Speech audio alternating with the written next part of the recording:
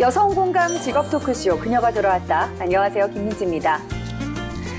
네, 이번 주는 도전 직업 특집입니다. 오늘은 어제에 이어서 해상교통관제사 직업에 대해서 알아보고 있는데요. 해상교통관제사 자격증 정보와 직무교육 그리고 채용 정보에 대해서 자세한 정보 함께 하시겠습니다. 그럼 오늘도 먼저 함께 해주실 분들 소개해드리겠습니다. 직업 전문가 조재한 박사님입니다. 안녕하세요. 예, 안녕하세요. 직업 전문가 조재한입니다. 여성을 위한 여성에게 특화된 여성 주종 직업으로 성장하기를 기원하면서 오늘도 해상교통관제사에 관련된 자격증 정보와 취업 전략 함께 하도록 하겠습니다.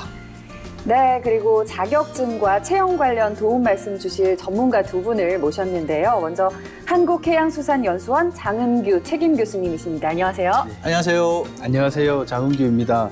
해상교통관제사가 되기 위해 꼭 필요한 자격증 정보 오늘 확실하게 알려드리도록 하겠습니다. 네, 그리고 해양경찰청의 정병호 주무관님 모셨습니다. 안녕하세요. 안녕하세요. 안녕하세요. 정병호입니다. 해상교통관제사 도전하는 여성분들을 위해서 직무교육과 채용 정보를 알려드리겠습니다. 네, 반갑습니다. 오늘도 이 두 분과 함께 해상교통관제사 궁금하셨던 분들은요, 오늘 저희와 함께 하시면서 많은 다양한 직업 정보 얻어가시길 바라겠습니다. 그녀가 돌아왔다 화요일에 만나는 그녀의 취업 스케치 지금부터 시작합니다.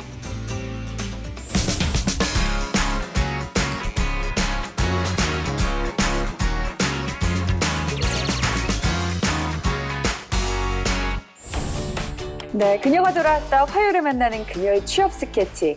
본격적으로 이 자격증과 취업에 대한 이야기 나눠보기 전에요. 잠시 이 해상교통관제사라는 직업에 대해서 이야기를 좀 나눠볼까 합니다. 이 해상교통관제사를 시청자분들이 직접 보신 경우는 뭐 거의 없을 그렇죠. 것 같아요. 네. 직업 현장에서 이 해상교통관제사 어떤 일을 하게 되는지 주무관님께서 설명을 부탁드리겠습니다. 네, 그 국내 규정에 따르면 해상교통관제사는요, 예. 우리나라의 주요 항만과 주요 해상 수송로에서 입출항하거나 이동하는 선박을 지속적으로 관찰하고 네. 안전한 정보를 제공함으로써 해양 사고를 예방하고요, 네. 선박 교통의 효율성을 향상시킨다고 하는 업무를 수행한다고 명시되어 있습니다.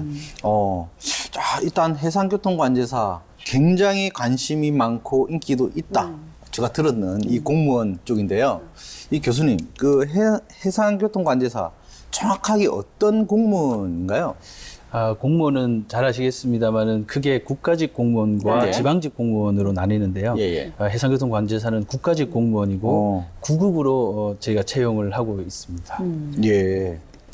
그렇다면요, 두 분이 생각하시기에 이 해상교통관제사 직업의 매력은 무엇인지 궁금하거든요. 네. 장 교수님께서 먼저 말씀해 주시죠. 예, 뭐 요즘 우리 젊은이들 사이에서는 공무원 되는 것에 대해서 굉장한 관심을 많이 가지고 있어서 네. 예. 아까 말씀드린 대로 국가직 공무원이다. 뭐 그 점은 부각해서 말씀드릴 수 있습니다만은 네. 더불어서 이 해상교통관제사는 사실 남을 도울 수 있는 그런 직업이죠.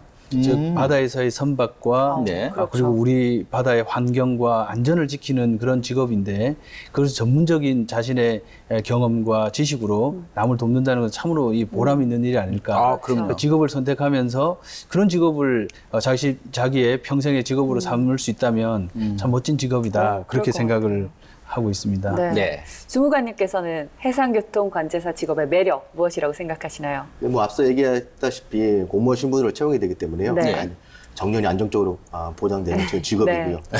그리고 또 해양 분야 전공자라면 전공 분야를 적극적으로 살릴 수 있는 직업이고요. 또 네. 여성분들의 입장으로 얘기하자면 상대적으로 남성들 비율이 높습니다. 직업에서. 그렇죠. 좋은 신랑감을 만날 수 있는 그런 굉장한 매력인 것 같은데요. 네, 그래서 제가 다 여성분들을 위한 여성분들에게 특화된 이제 이러한 주종 직업으로 좀 발전이 됐으면 좋겠다라고 이야기를 한 것 같은데 네. 교수님, 그러면 해상교통관제사가 만약에 없다면 어떤 일이 벌어질까요? 그러니까 지금 생각해 볼 수 있는 게 항공이나 네. 철도와 같은 다른 교통 분야를 생각해 보시면 네. 만약에 누군가 이렇게 관제사가 관제를 해주지 않고 비행기가 이착륙하기 어렵겠죠. 네. 사실 바다에서 지금 아무런 일 없이 선박이 잘 운항하고 있다는 것은 똑같이 해상교통 관제사님들이 지금도 바다에서 안전하게 관제를 해주기 때문에 사고가 잘 일어나지 않게 되고 있는 것이죠. 굉장히 중요한 그런 일이라고 말씀드릴 수 있습니다. 그러니까 우리가 보통 이제 배가 안전하게 뭐 올 수 있도록 뭐 도선사라는 직업들은 그나마 좀 많이 네. 좀 알려져 있었는데 네. 이 관제사 특히 해상에 관련해서 굉장히 생소했던 부분입니다. 그래서 오늘 좀 자세히 좀 알아봐야 될 것 같아요. 네. 물론 이렇게 생소했던 부분이기도 하고 아까 말씀드렸다시피 네. 이제 일반인 분들이 거의 접할 기회가 없다 보니까 네. 이 해상교통 관제사라는 직업에 대해서 오해하고 있는 부분들도 굉장히 많을 것 같다는 생각이 들거든요. 네. 장 교수님께서는 대표적으로 이 해상교통 관제사에 대한 오해 어떤 것들이 있다고 생각하시나요? 네, 말씀드린 대로 바다가 굉장히 넓은데 그쵸. 바다에 길이 있는가? 그리고 그 길을 선박이 지나다니면서 누군가가 교통을 관리한다, 관제한다 이런 것을 아시는 분들이 사실 그쵸. 정말 많지 않은 거죠. 그래서 해상교통 관제사라는 직업도 일반 국민 여러분들께서는 아시기에 정말 어려운 그런 것인데요. 네. 굉장히 중요한 네. 바다에서의 안전을 책임지시는 분들이다 이렇게 네. 말씀드릴 수 있습니다. 네. 이 해상교통 관제사에 대해서 사람들이 오해하고 있는 부분 정중무관님께서는 어떻게 생각하세요? 저도 장 교수님하고 똑같이 생각하는데요. 네. 항공 관제사나 항공 관제에 대해 일반 사람 많이 알고 있어요. 네. 근데 해상에서 그 관제를 하는지 잘 모르고 있는 경우가 많이 있습니다. 근데 실제적으로는 항공기보다 선박의 등록 촉수가 훨씬 더 많고요. 예. 그리고 관제를 시행하는 그런 센터도 훨씬 더 많이 있습니다. 네. 그러니까 우리가 알고 있는 그 관제탑이라고 했던 항공에서 알고 있던 그 안에서 근무하시는 분들이다라고 생각하면 되겠죠. 네, 해상에서 뭐 공항의 관제탑처럼 근무하시는 분들은 네. 자, 그러면 주무관님 대략 국내에 등록된 이 선박의 수 한 몇 척 정도 될까요? 그 국내 통계에 따르면요, 여객선이나 화물선 등 일반 화물선 같은 경우는 약 네. 9,000척 정도, 그리고 9,000척. 어선은 약 65,000척 정도가 등록되어 있습니다. 근데 이건 실제 국내에 등록된 선박의 척수고요. 네. 뭐 해상에는 우리 국내 선박만 다니는 것뿐만 아니라 외국도 선박도 다니니까요. 예. 훨씬 더 이게 많은 선박들이 있다고 보시면 되겠습니다. 근데 지금 보면 아까 어선 같은 경우는 한 6만 이상 되는 것 같은데 이거 전부 다 관제하고 관리하기가 쉽지 않을 것 같아요. 이 관제사가 관제하는 이 배, 뭐 혹시 기준? 몇 톤 이상 돼야 된다. 이 기준이 좀 있나요? 기준은 뭐 국내의 규정에 따라서 하는데요. 보통 대략적으로 총톤수 300톤 이상의 선박에 대해서 관제를 하는 편이고요. 예. 하지만 그 실제적으로 현장에 가보면요. 예. 관제를 시행하는 선박과 그 주변에 관제를 시행하지 않는 선박이 혼재해서 많이 항해를 하기 때문에 실제로는 관제 구역 내에 거의 대부분의 선박을 관제하고 있다. 그리고 또 모니터링하고 있다. 이렇게 볼 수가 있겠습니다. 그럼 작든 크든 어쨌든 간에 그 관제 센터 안에 들어와 있으면 다 관리를 해야 되는 이 부분이라는 거죠. 예, 그만큼 이제 관제사들 부담이 큽니다. 예. 그렇군요. 그래서 빨리 관련된 전문 인력들이 네. 많이 이제 배출이 돼야 되지 않을까 네. 그렇게 봅니다. 저는요, 두 분 말씀을 듣다 보니까 제가 정말 몰랐던 분야에 대해서 듣는 거라서 굉장히 생소하고 또 재밌기도 하거든요. 네. 이렇게 해상교통 관제사처럼 일반인들에게 잘 알려지지 않은 직업의 경우에 좀 어떻게 하면 더 많은 사람들이 알 수 있을까요? 그러게요. 이것도 제가 직업 분야를 보다 보게 되면 제일 많이 크게 하는 게 방송 매체를 일단 타야 된다.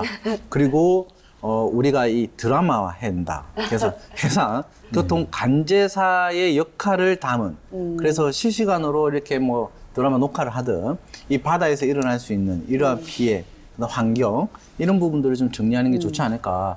반드시 드라마 쪽으로 좀 준비를 하고 영화보다는 제가 보니까 드라마가 더 좋을 것 같아요. 조 박사님께서 방송 얘기를 하셔서 그런데 네. 오늘 저희 또 그녀가 돌아왔다 해서 이 해상교통 관제사 직업을 네. 다루고 있기 때문에 더 많은 분들이 관심을 가지고 또 네. 도전하게 되시는 계기가 되었으면 하는 바람이 있습니다. 그리고 주무관님께서도 한번 신경 써서 이 방송에 한번 시나리오를 한번 준비를 해주시는 것도 좋지 않을까 싶어요.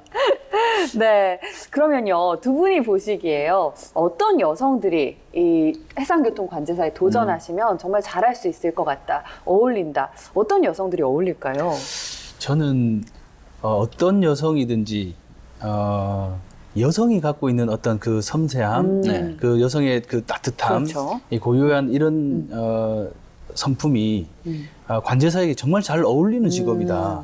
이 점을 먼저 꼭 말씀드리고 싶고요. 진심이죠? 예, 그렇습니다. 이건 뭐 이 프로라서 그런 게 아니라 네. 왜냐하면 첫 번째는 그 대상자가 대부분 선박은 이 남성들이 그쵸. 그 선원으로 승선하시는 분들이 많기 때문에 관제사가 여성이시면 훨씬 더 이제 호감을 갖겠죠.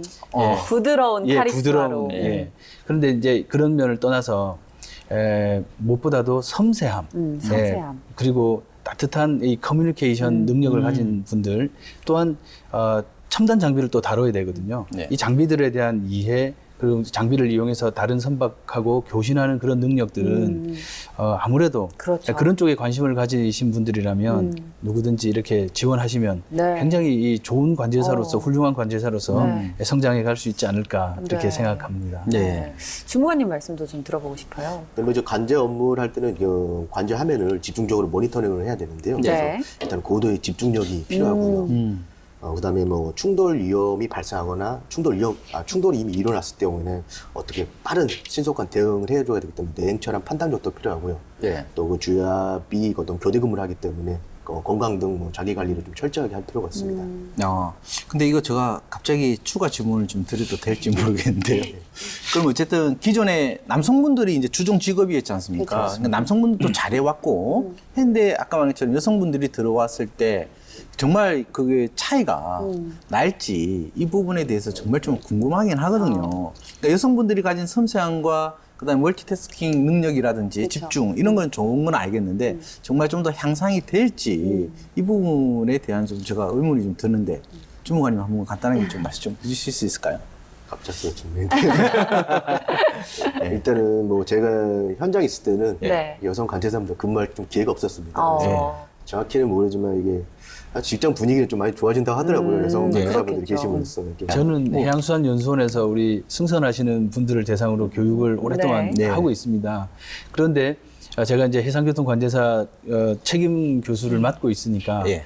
그런 사실을 아시는 이제 교육생분들이 오셔서 여성분들이 관제사가 되셔서 말씀을 해주시니까 너무 이렇게 좋고 또 굉장히 또 남성들 못지않게 네. 굉장히 잘하신다. 그래서 너무 좋다는 말씀들을 많이 하세요. 그래서 저는 이제 우리 여성 관제사들이 많이 들어와서 네. 이런 성비를 맞춰 나가면 참 좋겠다는 오. 그런 생각을 하게 됐죠. 네. 예. 두 분 말씀을 들어보니까 진짜 이 부드러운 카리스마를 지닌 여성분들이 도전하기에 딱 좋은 직업이 바로 이 해상교통관제사가 아닐까라는 생각을 해봅니다. 그녀와 돌아왔다 해상교통관제사 편 함께 하고 계시는데요. 잠시 후에 해상교통관제사가 되는 방법에 대해서 보다 더 자세한 이야기 나눠보도록 하겠습니다.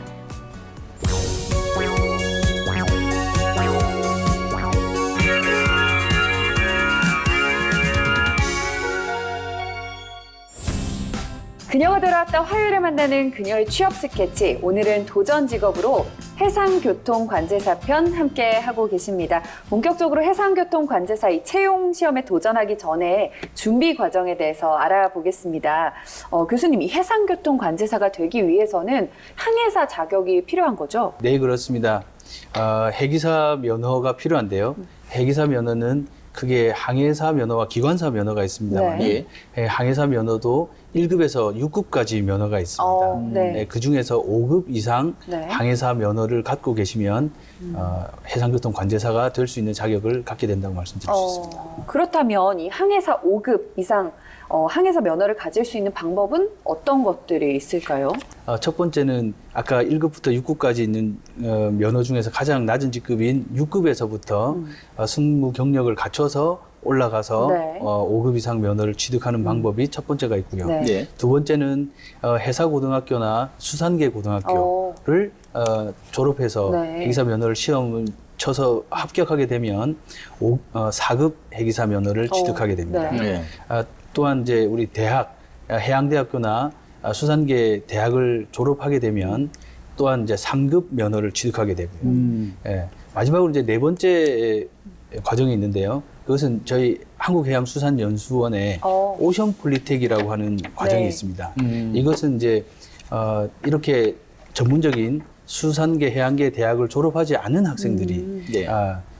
졸업을 해서 면허를 취득하기 위해서 들어올 수 있는 과정인데요. 네. 3급 과정과 5급 과정으로 나눠져 있어서 이 과정에 입교하신 이후에 면허를 취득하실 수 있는 네 가지 방법이 있다고 말씀드릴 수 있습니다. 이렇게 네 가지 방법을 좀 말씀을 해주셨는데 제가 보니까 지금 TV 시청하고 계신 여성분들한테는 네 번째 방법이 제일 맞지 않을까 생각을 해요.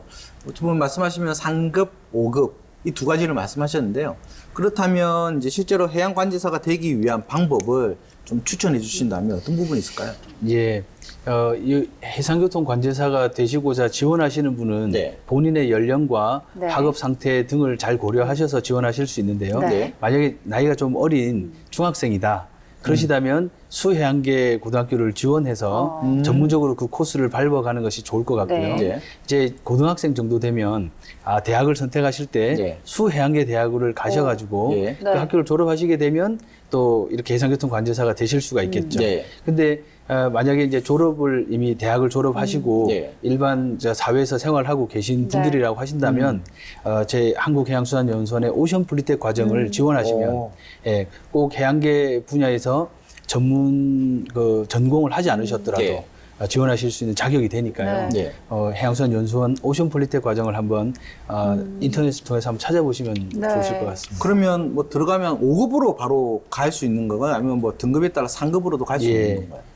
3급 같은 경우는 전문대학 이상을 졸업하신 분들이 지원하실 수 있는 자격이 네. 되고요. 예. 5급은 학력에 제한이 없습니다. 아, 그렇군요. 네, 그러니까 말씀하실 때 이 교육기관, 그러니까 일반인들의 경우에는 교육기관을 이용하면 좋겠다고 말씀을 하셨는데 그렇다면 이 교육기관들은 전국에 몇 곳 정도가 있고 또 어느 지역에 있는지도 궁금하거든요. 거의 전국 각지에 다 한 아, 군데씩은 네. 있습니다. 특히 뭐 바다가 있는 쪽이 많겠죠. 네. 12개 수해양계 학교가 있고 또 저희 오션 폴리텍 과정이 있습니다.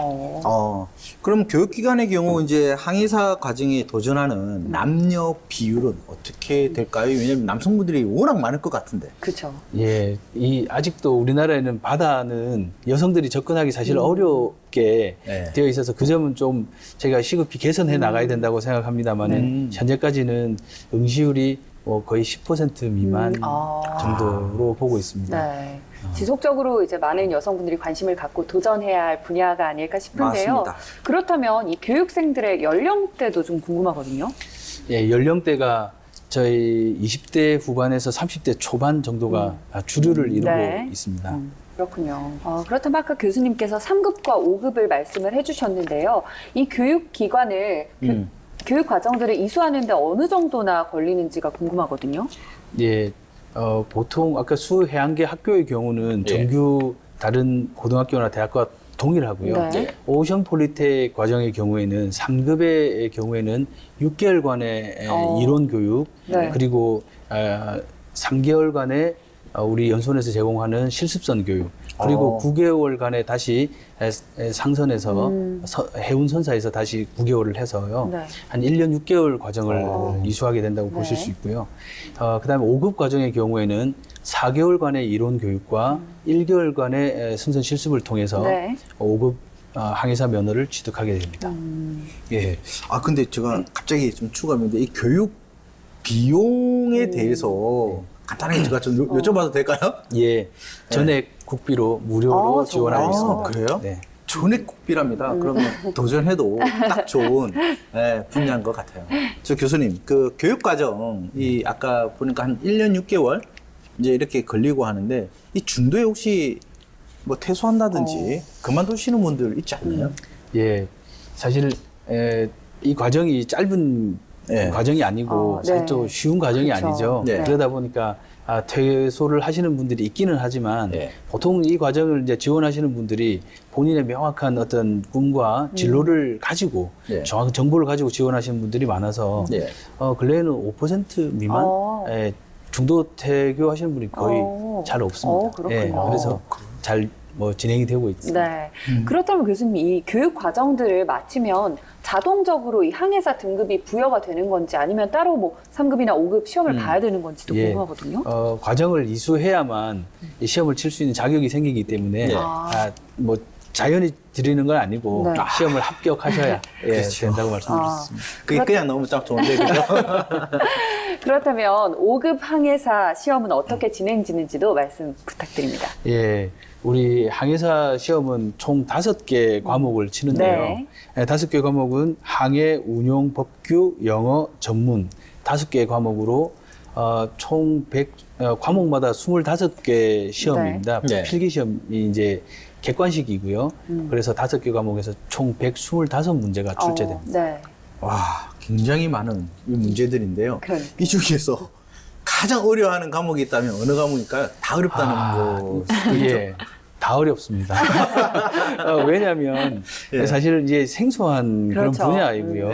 네. 그래서 이거를 이제 영어를 말한다면 어. 해사 영어를 또 배우게 되거든요. 어. 그러니까 바다에서 사용되는 영어를 배워야 되고요. 네. 만약 법규를 아까 말씀드렸습니다만은 해사 법규를 해야 돼요. 네. 그러니까 평소에 그런 쪽에 관심이 있던 분들도 좀 아시는 분들도 여기서 다시 새로운 분야를 다시 처음부터 공부해야 되기 때문에 네. 공부하기 쉽지가 않습니다. 그렇죠. 까다로울 것 같습니다. 그런데요, 이 항해사 자격 취득 후에 이 실무 경력까지 쌓아야 해상교통 관제사 시험에 응시할 수 있다고 하셨거든요. 그렇다면 이 여성들의 경우에 보통 어떤 선박에 타서 실무 경력을 쌓으면 좋을까요? 정 주무관님께서 말씀을 주시죠. 네, 보통 여성 관제사 분들 같은 경우는 네. 일반 남성분들보다 일반 외양선, 화물선을 승선하시고 오시는데 보통 뭐 한일이나 한중 같은 그런 국제 여객선을 승선하시고 네. 오신 분들이 많습니다. 그래서 제 생각으로는 어떤 선박의 종류를 승선하느냐 이것보다는 그 선박을 승선하면서 뭐 선박 조선술이라든지 항법이라든지 관련 법규 등을 충분히 많이 네. 실무 경험과 함께 지식을 습득하셔가지고요. 또 그런 게 실제 관제사로 들어오시면 다 쓸모가 있거든요. 그런 경험과 실무 지식을 쌓는 게 더 중요하다고 생각합니다. 장 교수님은 어떻게 생각하시나요? 예, 이게 그 해상교통 관제사가 되기 위해서는 네. 이제 이 교육 과정을 이수하고 또한 면허를 취득하는 것도 굉장히 중요하지만 네. 이후에 면허를 가지고 1년간의 승무 경력을 갖춰야 그렇죠. 해상교통 관제사 응시를 할 수가 있는데요. 문제가 이 1년 이상의 승무 경력을 갖추는 부분이 굉장히 쉽지가 네, 않습니다. 어려울 것 같습니다. 물론 저희 같은 이제 지정교육기관에서는 그런 승선에 관한 지원들을 많이 네. 이렇게 해드리고 있습니다만은 이 승선이 가능할 수 있도록 우리 이제 해운선사라든지 그렇죠. 또는 우리 정부에서 그런 여성들에 대한 많은 배려와 지원을 해주신다 그러면 네. 훨씬 더 많은 여성 관제사들이 배출될 수도 있고 해양 네. 자원이 많이 이렇게 배출될 네. 수 있겠습니다. 네. 왜냐면 그 승선하면서의 또 그는 안에 실내적인 환경 뭐 이런 것들도 좀 그렇죠. 안 갖춰져 있는 경우도 많죠. 그렇습니다. 우리 지금 처해 있는 우리나라 이제 직업의 특성상 남성분들 위주로만 승선을 하시다가 예. 이제 최근에 이제 여성 네. 우리 항해사분들이 많이 나오고 계시죠. 그러다 보니까 그런 것에 대한 배려가 아직 부족한 부분이 사실 있습니다. 그런 부분들도 우리 업계, 산업계와 그리고 정부가 관심을 가지고 네. 개선해 나간다면 네. 훌륭한 우리 여성 해양 인재들을 우리가 같이 활용하고 그렇죠. 성장해 갈 수 있다고 생각합니다. 네. 예. 네. 저 그렇다면 주무관님 이 5급 항해사 자격을 이제 갖고 있다라고 한다면 배를 탈 때 보통 어떤 업무들을 하게 되나요? 먼저 그 항해사 면허를 취득하기 위해 선박에 승선하게 되면요. 네. 처음부터 3등 항해사부터 시작하게 됩니다. 네. 3등 항해사 같은 경우는 선박이 어떤 목적지까지 안전하게 운항할 수 있도록 자신의 당직 시간에 선교해서 선박을 안전하게 운항할 수 있는 그 책임을 지게 됩니다. 근데 그 시간만큼은 자기가 그 선박의 주인 같은 거죠. 즉 자기를 믿고 네. 선박이 안전하게 이동하는 겁니다. 그리고 네. 또 부가적으로는 뭐 선내의 뭐 구급이라든지 의료 그런 업무도 책임지고 또 소화 설비 이런 점검이나 관리 같은 그런 부가적인 업무도 수행하게 됩니다. 네. 두 분께서 이 현재 해상교통 관제사의 준비 과정에 대해서 좀 자세히 말씀을 해주셨는데요. 이러한 준비 과정에서 좀 보완이 필요한 부분이 있다면 어떤 부분들일지 장 교수님께서 좀 말씀을 해주시면 좋을 것 같아요. 예, 해상교통 관제사가 되기 위해서는 선박에서 승선을 해야 되는 네. 그러니까 지정교육기관에서 사실 조금 어려운 과정을 거쳐서 시험을 쳐서 그다음에 다시 승선을 해야 되는 그런 과정이 사실 육상에서 이루어지는 것이 아니고 바다에서 이루어지기 때문에 그렇죠. 이것이 이제 가족들과도 좀 떨어져서 생활해야 하기도 네. 하고 하는 그런 이런 직업의 특성상 어려움이 있습니다. 네. 그러나 이제 이런 과정들을 잘 극복하고 또한 이제 미래에 해상교통 관제사를 꿈꾸시는 분들은 지금의 어려움들을 네. 잘 극복하신다면 또 이렇게 좋은 직업을 또 선택하실 수 있는 기회가 네. 생기지 않을까 생각합니다. 네. 네, 해상교통 관제사 그 준비 과정과 또 보완해야 할 점까지 교수님께 들어봤는데요. 박사님께서는 어떻게 보셨는지 궁금해요. 저도 이제 교수님께서 말씀하신 거에 전적으로 동의하고요. 네. 아까 앞서서 말씀드린 것처럼 일단은 남성 주종 직업에서 지금 이제 우리가 도전 여성 직업으로 가기 위해서 다양한 이제 변화를 이제 추구해야 되는데요. 일단은 실제 항해사 경력을 쌓아야지만 이제 우리가 이 관제사로 갈 수 있는 부분이잖아요. 네. 근데 이제 여성이라는 이제 특성 때문에 이 부분이 쉽지 않다. 라는 부분이 조금 빨리 좀 제도적인 개선이 좀 필요할 것 같고요. 네. 이제 해상교통관제사의 역할이 정말 중요하고 있는 부분이고 교수님이나 주무관님께서 말씀하셨던 것처럼 여성분들의 이 관찰력, 집중력, 그다음에 이 교신을 통한 커뮤니케이션 능력 이 부분들이 잘 발휘가 되면 네. 훨씬 더 이러한 사고들이 줄어들겠죠. 그런데 중요한 거는 이제 이러한 부분들이 쉽지 않다 본다면 그렇죠. 경험이 없다면 또 상황을 모르기 때문에 문제가 될 수 있기 때문에 이런 실무 교육에 들어오는 부분인데요. 이 부분들은 조금 더 이러한 이제 시뮬레이션 교육을 좀 더 할 수 있게끔 좀 준비를 했으면 좋겠고요.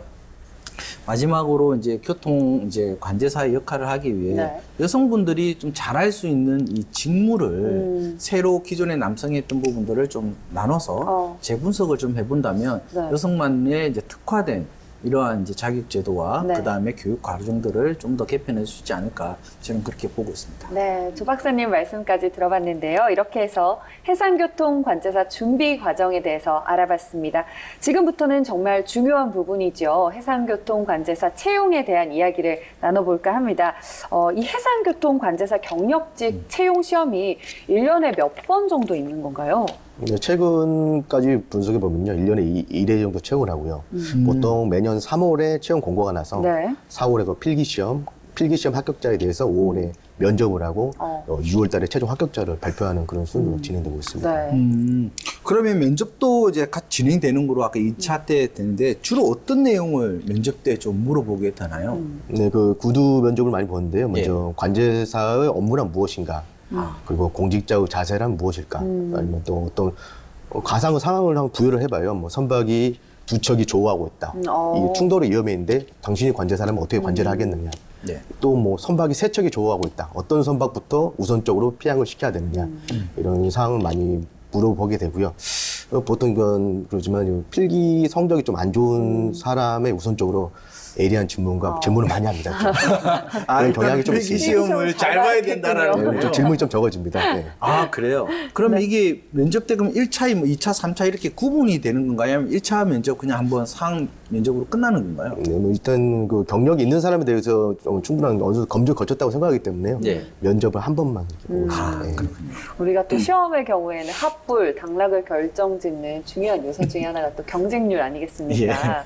이 가장 최근에 시험 경쟁률이 어느 정도 되는지도 궁금하거든요. 2016년, 2017년도를 보면요. 네. 이 해상교통 관제사는 이제 선박 승선 경력과 회계사 면허를 소지한 사람에 대해서 응시 자격을 주기 때문에요. 예. 다른 공무원 시험에 비해서 경쟁률이 좀 낮은 편입니다. 제한 경쟁이기 때문이죠. 근데 네. 보통 10대 1 정도 경쟁률을 보이고 있습니다. 10대 1 정도. 10대 1도 이제 굉장히 낮은 거에 포함이 되고 얼마 전에 보니까 뭐 한 128대 2까지 가는 이런 시험도 있는데 굉장히 경쟁률이 낮습니다. 도전하기까지가 좀 어려워서 그런 부분이 있는 것 같아요. 예. 그러면 2017년도 채용 결과 뭐 나온 거 있다면 뭐 어떻나요? 10명을 채용했는데 그 중에 여성 관제사분들 최종적으로 합격되신 분들은 2분이 계셨습니다. 네, 그렇군요. 이 두 분이라면 전에 비해서 어떻게 좀 높아진 건가요? 아니면 좀 비슷한 수준인가요? 그래서 현임만 비슷합니다. 아, 비슷한 수준이군요. 네, 그렇군요. 그렇다면요, 이 해상교통관제사의 진로 영역인 해상교통관제센터 전국에 몇 군데 정도 있는 건가요? 예, 우리나라 전국 항만이 있는데요. 거기에 총 18개 관제센터가 18개요. 있습니다. 그중에 이제 관제센터는 항만을 담당하는 관제센터와 연안을 담당하는 관제센터가 네. 있습니다. 항만 관제센터가 15개가 있고요. 그다음에 연안 관제센터는 진도와 여수와 통영 수역을 담당하고 있는데 3군데, 그래서 총 18군데의 관제센터가 있습니다. 18군데요. 그러면 일단 주무관님, 이 지역별로 아까 말한 것처럼 항만, 연안 해서 총 18군데라고 이야기를 하셨는데요. 이 지역별로 해상교통관제사의 특징, 뭐 센터마다 조금씩 다를 것 같은데요. 그렇죠.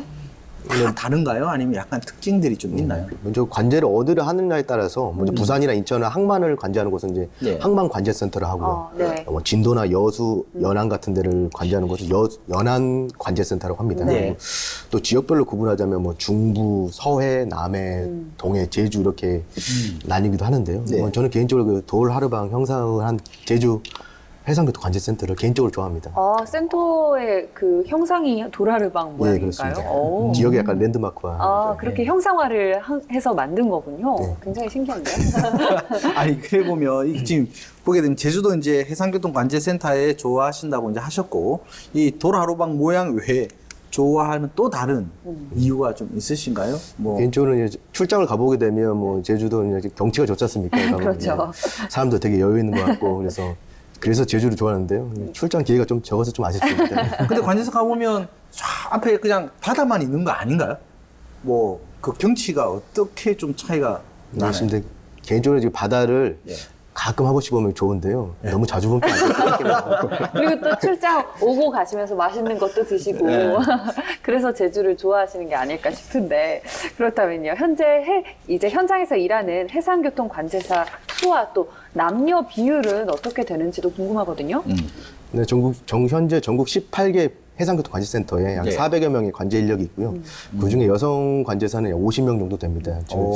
퍼센트에서 따지면 12%, 14% 정도 되는데요. 12%. 지속적으로 그 비율은 늘어나고 있습니다. 네. 아, 그럼 매년 이제 신규 인력이 채용되면서 이제 좀 늘어날 부분인 것 같은데 그러면 채용 시험에 이제 합격하잖아요. 그러면 직무 교육 좀 어떤 식으로 받게 됩니까? 네, 먼저 채용된 사람들에서 이제 관제사 자격을 부여하기 위해서는요, 예. 관제사 전문 교육을 이수해야 됩니다. 네. 그 교육 과정 기간이 약 10주 정도 되는데요. 네. 교육 과목으로는 항해학, 통신학, 언어학, 인간학 등이 있습니다. 그래서 네. 그 10주 교육을 이수한 후에 이제 실제 이제 관제센터에 배치를 받게 되죠. 네. 관제센터에 배치를 받게 되면 거기에 그 관제센터의 특성에 맞는 또 교육이 또 3주간 네. 받게 됐습니다. 그 선배 관제사들로부터 받는 OJT 교육이라고 합니다. 네. 예, 예. 그걸 받고 난 후에 실제 관제 업무에 투입을 하는 그런 시스템을 갖추고 있습니다. 그러면 그 10주 동안의 직무 교육을 말씀을 하셨는데 그 중에서 좀 가장 중요한 건 어떤 걸까요? 제 개인적 생각으로는 이제 관제사는 국내 선박뿐만 아니라 우리나라에 입항하는 외국 선박하고도 자유롭게 교신을 해야 되기 때문에 네. 영어로 교신을 하죠. 그러니까 네. 영어 구사 능력이 가장 중요하고요. 아, 그렇군요. 그다음에 그러니까 그런 영어 구사 능력 가르치는 수업이 언어학입니다. 그리고 선박 충돌 위험 상황이 있거나 네. 충돌 상황이 발생했을 때 빠르게 대처할 수 있는 그런 비상 관제학 그런 수업도 있고요. 그리고 뭐 관제 팀별로 이렇게 팀워크 향상이나 어떤 융화 이런 걸 할 수 있는 인간학 이런 수업이 난 중요하다고 생각합니다. 앞서서 뭐 이야기한 것처럼 오션 폴리텍에서 다 교육을 받은 내용들을 다시 이제 지역센터에 가서 이제 뭐 10주 가기 전에 10주 정도 이제 교육을 이제 받는다라고 이제 이야기를 하셨는데요. 그럼 10주 교육 후에 이 해양교통관제사 이 배치 기준이 있을 거 아니에요. 뭐 가까운 곳에 자기가 희망하는 곳을 가는지 아니면 뭐 아까 말처럼 공부 잘하고 성적 순으로 가는 건지 이 기준이 어떻게 되나요? 네, 잘 지적해 주셨는데요. 먼저 이제 채용 성적하고 이제 10주간의 교육 그 성적을 합산해서 이렇게 순서를 정해놓고요. 개인의 또 이제 어느 곳으로 가고 싶냐, 그걸 조사를 해서 종합적으로 고려를 해가지고 예. 관제센터에 배치를 해줍니다. 근데 실제적으로 본인의 희망대로 가는 경우는 굉장히 드뭅니다. 아, 본인만 내로는 힘들다. 네, 처음 발령은 좀 힘듭니다. 근데. 그럼 뭐 죄송하지만 이 혹시 로테이션 되는 그 기간이 정해져 있나요? 보통 이게 공무원 임명령하고 관계가 있는데요. 그 경력직 공무원들은 3년간의 전보 제한이 있습니다. 3년간의 전보 제한이 끝난 후에는 본인이 희망한 곳으로 갈 수가 있습니다. 네, 그렇군요. 그러니까 제가 주무관님 말씀을 듣다 보니까 이 단순히 직무를 수행하는 그 능력뿐만 아니라 뭐 영어도 그렇고 커뮤니케이션 능력도 굉장히 중요하다는 생각이 들거든요. 그렇다면 이 해상교통관제센터에서는 주로 어떤 해상교통관제사를 원하는지도 들어보고 싶어요. 보통 해상교통관제센터는 이제 해상교통관제센터장님이 계시고요. 네. 시설 행정 요원들이 있고 또 관제사 분들은 또 관제 조별로 이렇게 팀장님 그리고 관제사로 이렇게 구성이 되는데요. 네. 뭐 개인의 개성을 추구하기보다는 조직이 잘 융화되고 좀 희생할 줄 아는 정신을 좀 가지고 있어야 됩니다. 그래서 무엇보다 이제 교대 근무 시간을 철저하게 지켜줘야 되고요. 그리고 본인의 근무 시간에는 업무를 확실히 처리하고 그렇죠. 처리하지 못한 업무는 다음 근무조에게 철저하게 인계할 수 있는 그런 책임감도 필요합니다. 네, 뭐 책임감이나 뭐 조직에 철저히 이제 조직과 같이 일하는 그런 능력들은 뭐 어디서나 굉장히 중요한 능력 중에 하나가 아닐까 싶은데요. 그런데 교대 시간에 자꾸 막 늦으면 큰일 나죠. 이제 막 교대 시간을 제대로 안 지키면 아무래도 문제가 많겠죠? 네, 많이 찍히겠죠. 하지만 그 대부분의 관제사분들은요, 이거 철저하게 잘 지키는 편입니다. 네. 시간 관리를 아무래도 철저하게 해야 되니까요. 예. 보통 어쨌든 늦으면 어떻게 뭐 또 여성분이라면 아이고 선배님 죄송합니다 이러면서 해. 에이, 요즘은 그런 것도 안 통해요. 아, 그래요? 민지 씨가 하면 다 통할 것 같은데. 자, 그러면 일단 초보 해상 교통관제사분들이 출근하게 되면 이제 하루 업무, 아까 교대도 일어난다고 했는데요. 이 하루 동안에 업무는 어떻게 지금 진행이 됩니까? 처음부터 3주간은 그 OJT 교육을 하기 때문에 예. 먼저 네. 업무 파악이 가장 중요합니다. 네. 그래서 뭐 자신이 관제하게 되는 곳에 대한 뭐 항만의 특성이라든지 예. 어떤 선박들이 이동하느냐 이런 것도 다 파악을 해야 되고요. 그 관제 장비를 잘 다룰 수 있는 그런 장비 사용법도 배우고요. 예. 관련 법령이나 매뉴얼 이런 교육도 철저하게 숙지를 합니다. 네. 그리고 뭐 직원들과 좀 융합과 친해지기 위해서 저녁에 좀 회식 자리도 갖고요. 네. 이렇게 돌아가는 걸 알고 있습니다. 네. 근데 지금 3주 이야기 하셨는데 3주 이후에는 뭐 좀 어떻게 되는지도 궁금하거든요. 뭐 이게 일단 관제 업무를 하는데 이게 주야 교대 근무를 하기 때문에 네. 그러니까 2교대로 되는 건가요? 현재로서는 그렇습니다. 예. 아, 네, 그렇군요. 그렇다면요, 저희가 취업을 이제 했습니다. 해상교통관제사로 취업을 했는데, 아무래도 익숙한 환경도 아니고 뭔가 낯설고 하다 보니까 굉장히 많은 어려움들을 겪을 것 같은데, 이 초보 해상교통관제사가 가장 크게 겪는 어려움들 뭐라고 할 수 있을까요? 뭐 관제사들도 직장인이기 때문에 직장인들이 가장 겪는 게 입사하고 3년 이후에 내가 돈 많이 벌고 싶고 더 좋은 여건에서 근무하고 싶고 이랬습니다. 아니, 공무원인데도요? 예, 그래서 이직에 대한 고민을 많이 하고요. 그렇군요. 그리고 보면 일선 센터에서 보면 그 선배 관제사분들하고 좀 나이 차가 이렇게 나는 경우에는 그렇죠. 나이 차에서는 세대 간의 좀 그 갈등 같은 것들은 인간관계에서는 스트레스도 꽤 있다고 봅니다. 그렇죠. 그래도 그만두는 분이 없었지 않겠냐 생각 드는데 좋은 직장이니까. 혹시 있나요 혹시? 제가 그냥 추가 질문이긴 한데. 뭐 해녀면 한두 명씩 이렇게 더 좋은 조건에 이게 취업을 재취업을 해서 나가는 경우도 있습니다. 사실 모든 직장인들이 한 번쯤 생각해보는 게 바로 이 이직이 아닐까 싶은데요. 맞습니다. 사실 이직하고자 하는 생각이 들잖아요. 한 번씩 울컥하면서. 아, 그렇죠. 그럴 때 좀 가장 크게 고려해야 하는 점들은 뭐라고 할 수 있을까요? 뭐 여러 가지 이유가 있겠지만 뭐 교수님하고 뭐 주무관님 그다음에 이제 민지 씨 항상 이 가방이나 이렇게 안에 사직서 안 들고 계십니다. 다 들고 다니는 거잖아요. 사직서 하나씩은 다 들고 있을 것 같은데요. 결국은 뭐냐면 크게 한 4가지 정도로 제가 이제 분류를 해볼 수 있을 것 같아요. 일단은 그 이직하고자 하는 이유가 직장 상사와 대인관계의 문제냐. 그렇죠. 근데 실제로 이 문제, 첫 번째 이 문제는 뭐 어디를 가나 항상 그거는 존재할 수 맞아요. 있는 네. 존재이고요. 이 부분을 자기가 회피하기 위해서는 본인의 문제인지 아니면 조직이 신생이냐 아니면 너무 올드해서 이게 대해서 내가 적응을 못하느냐 이런 부분들을 좀 파악해야 되지 않을까 생각하고요. 두 번째가 이제 회사 이 급여, 그러니까 이 지금 같은 경우 이제 해상교통관제사 같은 경우는 공무원이니까 급여가 뭐 연체된다든지 밀리는 일은 없을 거 아니에요. 근데 일반적으로 회사에서 이직이라는 것은 이렇게 급여가 지연되고 밀리는 경우가 생각보다 많거든요. 그거 같은 경우는 이제 습관이 되고 관례가 돼버릴 수 있기 때문에 빨리 이직을 좀 결정하는 게 좋을 것 같고요. 세 번째 같은 경우가 이제 급여가 좀 낮다고 생각될 때. 그래서 저도 하다 보면 공무원의 이제 뭐 수당 뭐 이런 것들 빠지면 초기에 급여가 좀 작다라고 좀 생각해서 네. 다른 데로 가기도 하는데요. 일단 뭐 급여 작은 것은 자기가 좋아하는 그 전문성을 키우기 위해서 뭐 참고 이겨낼 수 있는 방법이기 때문에 이직을 좀 더 고민해 봐야 될 것 같고요. 마지막으로 이건 내가 하고 싶은 일이 아니다. 내가 실제로 공부했던 거랑 해보니까 이건 완전히 다르더라. 라고 생각해서 보통 이직하는 경우가 많잖아요. 근데 뭐 누구나 다 이야기하지만 이 자기가 좋아해서 하는 일이 대체 몇 개가 되냐. 하다 보면 좋아하게 되고 또 생계를 위해서 또 요즘은 덕후라고도 이야기를 많이 하죠. 그쵸. 자기가 좋아서 하다 보니까 그에 대한 전문가가 되듯이 이 해상교통 관제사 관련해서도 여성분들이 좀 더 이직이라는 것보다는 좀 더 장기적으로 본다면 훨씬 더 유리한 직업이 되지 않을까 그래 봅니다. 네. 방금 상사와의 갈등 문제도 얘기를 해주셨지만 이 세대 차이에서 오는 갈등이 굉장히 좀 쉬운 문제는 아니잖아요. 그렇죠. 어떤 부분에서 주로 갈등이 생기고 또 어떻게 좀 해결하면 좋을까요? 장 교수님께서 먼저 말씀을 해주시죠. 예, 우리나라 사회가 지금 겪고 있는 문제 중에 또 한 네. 부분이 아닌가 싶은데요. 서로 이제 세대 간에 서로가 서로를 이해하기 위한 노력들이 굉장히 필요하고 네.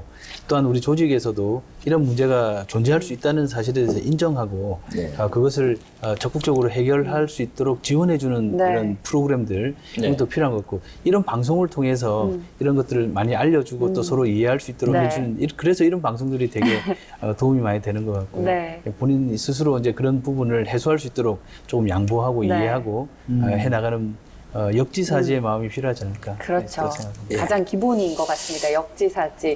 정명호 주무관님께서는 어떻게 생각하시는지 들어볼게요. 뭐 세대 간의 갈등이면 젊은 관세사들은 그 선배 관제사들보다는 뭐 영어 능력이라든지 뭐 PC 소프트웨어 이런 그렇죠. 거 사용 능력들이 더 뛰어납니다. 그렇다 해서 선배 관제사들의 그 업무의 그 관록이라든지 경험을 또 무시해서는 안 됩니다. 그래서 이런 상충되는 면에서 좀 갈등이 많이 생긴다고 보고요. 뭐 이런 좀 해소하는 방법으로는 뭐 제 개인적으로는 뭐 퇴근하고 이렇게 삼겹살에 소주 한잔 하면서 이렇게 좀 뭐가 불만이냐 서로 얘기하면서 이렇게 푸는 네. 게 좋지 않나 이런 생각합니다.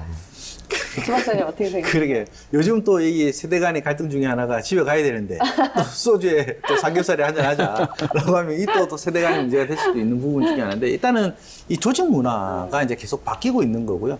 말 그대로 이게 세대 간이라는 게 예전처럼 뭐 10년, 5년이 아니라 요즘은 뭐 1년 몇 개월 사이에도 금방금방 바뀌는데 그렇죠. 그 주기가 줄어들고 있다라는 거. 그리고 이제 궁극적인 게 이 기술의 변화에 따라서 이 디바이스를 만지고 조작함으로써 그쵸. 오는 이제 이러한 차이들 이런 부분들이 좀 크지 않을까 생각하고요. 저도 이걸 해결할 수 있는 방법 중에 하나가 말 그대로 옛날엔 말이야.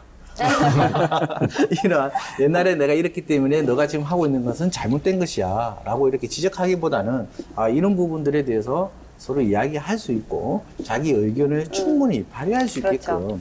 해주는 부분이 좀 더 좋지 않을까. 네. 그리고 아까 말한 것처럼 문화 공유는 또 보고 삼겹살에 소주도 먹고 예, 이렇게 해서 좀 문화를 만들어가면 좋을 것 같습니다. 네. 민지 씨는 어떠세요? 저도 그러니까 좀 가장 기본적인 말인데요. 네. 기본으로 돌아가서 정말 많이 대화하고 잘 듣고 또 서로 이야기를 소통한다고 하잖아요. 그러니까 네. 소통이란 말이 사실 너무 좀 요새 뭐 흔히 쓰이고 많이 그럼요. 쓰이는 말이긴 하지만 가장 기본적인 말인 것 같아요. 그래서 많이 얘기하고 그랬으면 좋겠다는 생각을 해서 네. 또 우리 저와 세대 차이가 나는 조 박사님도 저와 앞으로 대화를 그럼요. 더 많이 하시면서 예.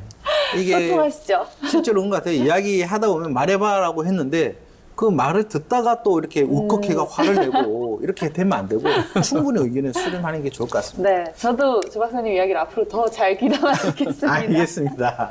네, 사실 이 이직을 하지 않는다면 그래도 업무에 좀 잘 적응하고 능숙하게 하는 게 필요할 텐데요. 이 해상교통관제사 업무에 도움이 되는 다른 분야의 지식이 있다면 어떤 지식이 있을까요? 일단은 해상교통 관제 같은 경우는 레이더나 CCTV라든지 네. AIS 같은 영상 정보하고요. 네. VHF 같은 음성 정보가 서로 융합되고 뭐 이렇게 처리가 돼가지고 그 정보를 관제사가 활용하기 때문에 네. 이게 하나의 어떤 정보 통신망입니다. 해상교통 관제라는 게 있어. 정보 통신학 같은 게 많이 도움이 되고요. 그리고 관제사 관제 화면을 모니터링할 때 네. 거의 그 관제 화면에는 수많은 배들이 움직이고 그 선박이 5분, 10분에 어떤 식으로도 움직여야 되고 예측을 해야 되지 않습니까? 네. 그래서 공간이나 공간이나 인지 지각력 같은 그런 능력 같은 것도 많이 도움이 되리라 생각합니다. 네. 아까 주무관님께서 말씀하실 때 이제 여성 관제사의 장점으로 남성 관제사 비율이 많다는 점을 장점으로 아까 들어주셨잖아요. 네. 그래서 이 해상교통 관제사를 하시다가 저는 궁금한 게 실제로 좀 결혼을 해서 같이 일을 하시는 경우도 있지 않을까라는 생각이 들거든요. 부부가 좀 같은 곳으로 발령을 받게 될 수도 있나요? 네, 지금 실제 그 직장 내에서 서로 눈이 맞아가지고 결혼해서 같이 근무하고 있는 커플들이 몇 커플이 오, 있습니다. 네. 실제로 있나요? 네, 그렇습니다. 맞나요? 좀. 5커플 정도 오, 있는 네. 우리나라의 전체 지금. 네. 오, 굉장히 괜찮을 것 같은데요? 어. 어쩌다 사내 연애가 돼버린 거잖아요. 사내 결혼이 돼버린 거잖아요. 네. 근데 이렇게 부부가 같은 곳으로, 같은 직종으로 근무하는 부분에 대해서 어떻게 생각하시는지 궁금해요. 저는 좀 괜찮을 것 같다는 생각도 들거든요. 그럼 민지 씨부터 한번. 그래요. 저는 괜찮을 것 같아요. 왜냐면 네. 같이 뭐 출근을 같이 했다가 또 퇴근도 같이 하고 그러면 네. 연애하는 기분도 들지 않을까요? 제가 미혼자라서 그런 건가요? 그럴 수도 있죠. 박사님 어떠세요? 이건 방송에 제가 없는 거지만 제가 사내 연애를 해서 아. 결혼을 얼마 장 전에 교수님께서요? 했습니다. 네, 그랬는데 오. 좋습니다. 보세요. 싫다고 말씀을 하실 수가 없는 위치인 것 지금 같아요. 방송에서 지금 사모님 보고 있을 것 같은데. 네. 어떤지 좀 이야기 자세히 해주세요. 사실 뭐 모든 그 사내 연애는 참 어렵긴 한데요. 네. 007 작전을 방불케 하죠. 하지만 같은 직장에서 서로를 같이 이해하고 네. 또 같이 생활해 나갈 수 있다고 하는 점에서 볼 때 서로에 대한 이해가 좋아서요. 나쁘지 않다고 오. 생각해서 직장에서 무조건 이제 그 금기시만 하는 우리 사실 사회 문화도 예. 한번 생각해 볼만 하지 않은가 이런 생각도 해봤습니다. 우리 장 교수님의 사례가 아마 많은 시청자분들에게 굉장한 매력으로 다가올 것 같다는 생각이 들거든요. 네. 주무관님은 어떠세요? 저는 솔직히 좀 반대하는 편입니다. 장 교수님 지금 옆에 계신데 반대하시는 한번 거군요. 이거 갖고 토론을 한번 걸려야 될 것 같은데. 부부가 너무 그 금술이 좋거나 또 나빠도 이게 주변 분들이 좀 불편하거든요. 직장 내에는 좀 반대하는 편입니다. 장 교수님은 어떤 편이실까요? 저 옆에서 안 봐가지고. 박사님은 어떻게 생각하세요? 저도 처음에는 아까 주무관님 말씀하신 것처럼 약간 이제 반대 입장도 좀 있었어요. 왜냐하면 이게 일을 하다가 교수님처럼 007 작전을 쓰다 보면 이 일이 스케줄이랑 일이 좀 약간 펑크 나는 경우가 좀 많이 있었어요. 틀어지는 경우도. 그러다가 둘이 이제 이렇게 좋으면 되는데 막 헤어졌다. 그럼 이 조직이 약간 문화가 깨어지는 이런 형태들을 많이 봤는데요. 저도 예전에 한번 이제 저희 지금 와이프를 만나서 하기 전에 사내를 말씀하셔도 했었어요. 되나요? 그럼요. 사내 이제 했는데요.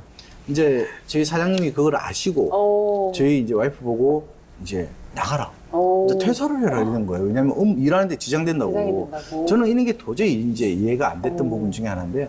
일단은 뭐 이 처음에는 좋았다가 나중에 약간 불편했던 관계들을 보게 되면 이 상하 조직 관계, 이제 상사와 부하 관계로 이렇게 되면 같은 부분대 그거에 대한 이제 지휘권이라든지 또는 의사결정 판단하는데 약간 문제가 좀 생기더라고요. 그래서 집에 가서 또 금술이 깨지기도 하고 그게 또 그 다음날 오면 업무에 또 연장선이 되기도 하고 근데 뭐 시너지를 잘 내고 또 잘 협조하면 뭐 교수님처럼 이렇게 또 화목하고 좋은 조직 문화를 만들어내지 않을까.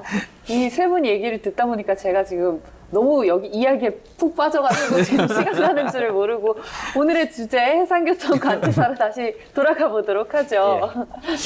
자, 그렇다면 일단은 이제 남성분들도 있고 이건 제가 그냥 여성은 도전 직업이니까 뭐 한번 여쭤보고 싶은데 교수님 그러면 이 여성분들 중에서도 이 해상교통 관제사분들 좀 이렇게 오랫동안 하셨던 분들 계실 거 아니에요. 이분들의 좀 특징이 있다면 좀 어떤 부분이 있을까요? 역시 그 오래 가시는 분들은 네. 소신을 가지고 끈기 있게 자기 일을 해 나가시는 분들인 것 같아요. 네. 그러니까 남들이 이 일에 대한 중요성 또는 자신에 대한 어떤 일들에 대해서 남들의 평가보다도 그렇죠. 이 일에 대한 가치를 스스로가 발견하고 네. 스스로 그 일을 하나하나씩 이렇게 해 나가시는 분들이 네. 정말 오래 가시는 것 같고요. 네. 또한 동료들과 함께 잘 지내는 분들이죠.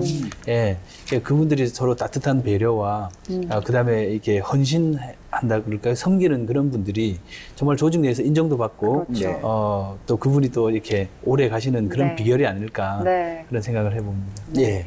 주무관님은 어떻게 보시나요? 관제 업무는 계속 뉴튼하게 반복되는 업무지 않습니까? 그러다 보니까 매너리즘에 빠지기 쉬운데요. 네. 매너리즘에 빠지지 말고 또 이게 관제 업무뿐만 아니라 그 파생되는 행정 업무라든지 이런 것도 좀 섭렵을 하시고 네. 또 대학원 진학 등을 통해서 꾸준히 자기 개발과 연구를 하시는 분들이 예. 주변 사람부터 더 인정을 받고 보람 있게 근무를 하는 것 같습니다. 네, 정말 모든 직업이든 끈기 있게 그 전문성을 파고드는 게 정말 중요할 것 같다는 생각이 들었습니다. 네. 지금까지 장은규 책임 교수님 그리고 정병호 주무관님과 함께 해상교통관제사 준비 과정과 채용 및 직무에 대해서 함께 이야기 나눠봤습니다. 이제 마무리할 시간인데요. 오늘 앞으로 이 해상교통관제사 직업 어떻게 발전하면 좋을지 이 두 분의 말씀 들어보고 싶습니다. 먼저 장 교수님부터 말씀 주시죠. 네, 앞서 모두에도 말씀드렸지만 이 해상교통관제사는 정말 여성분들에게 열려 있는 정말 잘할 수 있는 네. 직업입니다. 또한 미래 비전이 네.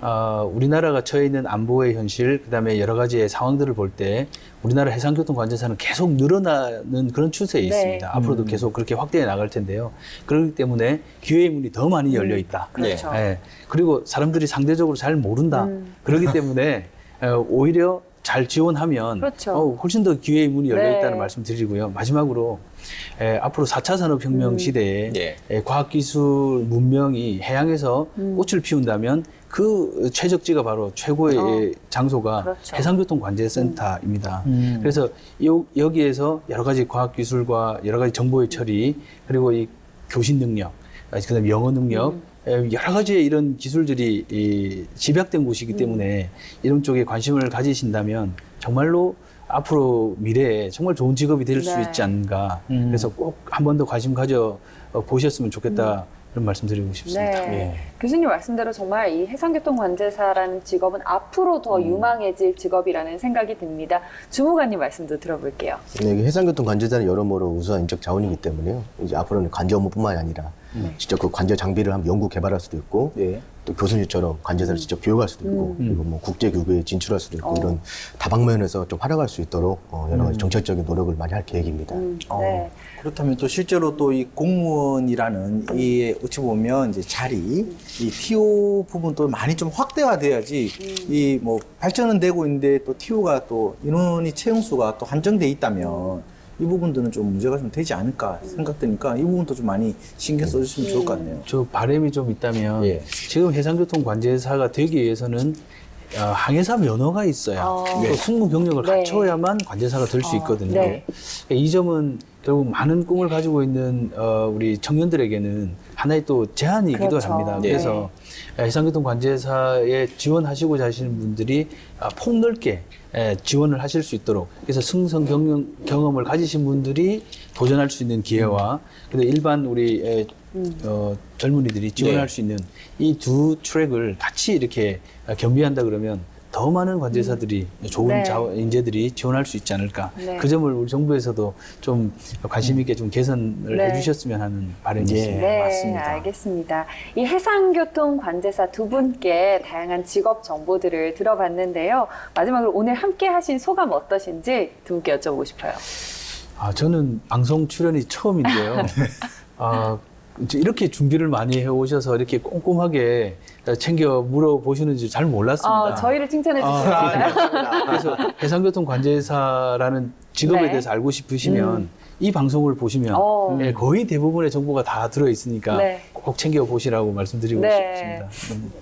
네, 시청자 여러분들 들으셨죠? 해상교통관제사 직업 관심 있으신 분들은 저희 방송 꼭 챙겨보시길 바라면서 주무관님 말씀도 들어보겠습니다. 네, 해상교통 관제사라는 직업을 소개하고 홍보할 수 있어서 정말 보람과 뿌듯함을 느낍니다. 네. 앞으로 이 방송을 계기로 네. 대한민국의 전국 폐계에 있는 분들이 해상교통 관제사에 도전했으면 하는 바람이 있습니다. 네. 그래서요, 마지막으로 이 해상교통관제사에 도전하고자 하는 여성분들을 위해서 두 분께 응원 한마디 들어보겠습니다.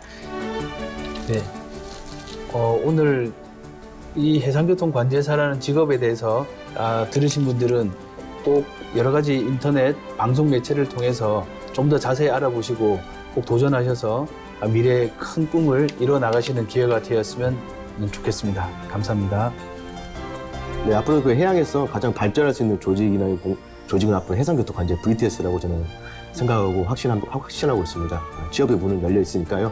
잘 준비하셔서 현장에서 직접 뵀으면 좋겠습니다. 네. 감사합니다. 네, 오늘 이렇게 함께 해주신 두 분 모두 고맙습니다. 감사합니다. 감사합니다. 네, 그녀가 돌아왔다 화요일에 만나는 그녀의 취업 스케치는 여기까지입니다. 내일은요, 해상교통관제사 관련 빅데이터 분석과 직업평가 그리고 직업뉴스 이야기 코너죠. 잡 이수다까지 함께 준비했습니다. 내일도 저희와 함께 하시면서요, 유용한 직업 정보 많이 얻어가시길 바라겠습니다. 저희는 여기서 인사드리겠습니다. 고맙습니다.